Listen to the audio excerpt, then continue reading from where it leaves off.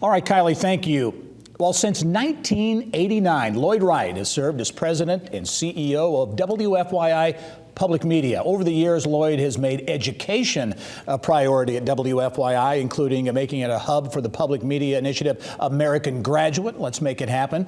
And pleased to have Lloyd join us now this week to discuss his retirement from the position and the future of public media as well. And Lloyd, always a pleasure to see you. You're a good friend, and congratulations on the retirement announcement. Thanks so much, Gary. I appreciate you having me on. Well, let's look back, because there's so much we could talk about in your career. But you were actually born in Sullivan County. First 6 years of your life there, you really grew up in Beech Grove.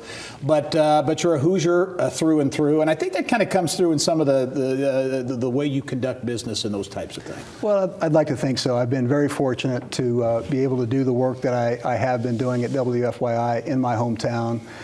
Growing up, I always had an interest in broadcasting, and got familiar with this television market, and what a thrill to become friends with some of those people that I watched and listened to on the air. And I had been working in Chicago in the 80s. I'd been at the PBS station there, WTTW, when I had an opportunity to come back to Indianapolis to work for WFYI, heading up their TV production department.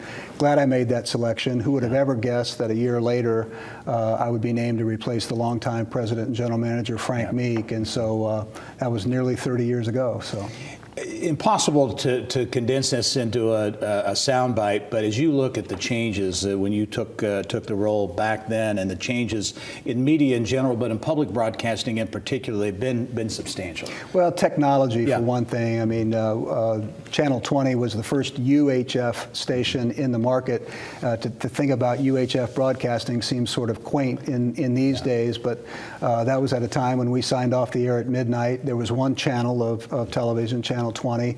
We had acquired the NPR radio station that had been licensed to the Indianapolis Public Schools, and it's just all grown. The digital age that has allowed us now to have 3 24/7 TV services, WFYI 20.1, 2, and 3, 2 radio services, HD 1 and 2, our reading service for the visually impaired, Iris, and then everything online, on demand, plus social media. So the way in which people utilize media has changed, and we've got to change right along with it. So many accomplishments during your career. You're a broadcast Hall of Famer as well. But as you look at that, the digital transformation, and also as I've always been struck by your focus and the focus of the station and WFYI on education and really making that a priority. Yeah, I was lucky in the first job I had out of IU in 1976 to work for the Indiana Department of Education for about 4 years, and had a great appreciation for classroom teachers and media in the classroom and that. And then lucky to be associated with the early learning. I mean, in many ways, PBS is the largest preschool classroom in the country, and we're proud of that.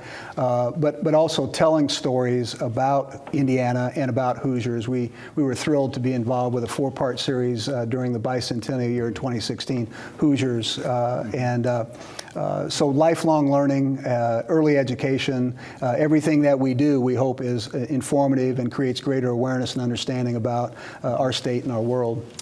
What's next for Lloyd Wright? I know there's a national search in process to find your successor, but as you look at life after WFYI?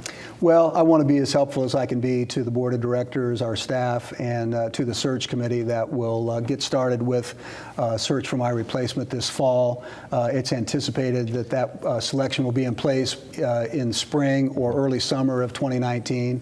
So I want to be as helpful as I can in transition. All I've ever wanted was a seamless and smooth transition for WFYI, finding an individual that can take the work that we've done and take it to the next level. I think the future's bright for WFYI. Very good. Well, again, congratulations, Lloyd, and so value our partnership, which now dates back 20 years with Inside Indiana Business. It's been a great run. We look forward to many more years as well. Thanks for your friendship and support, Gary. All right, we'll talk to you soon. Thanks.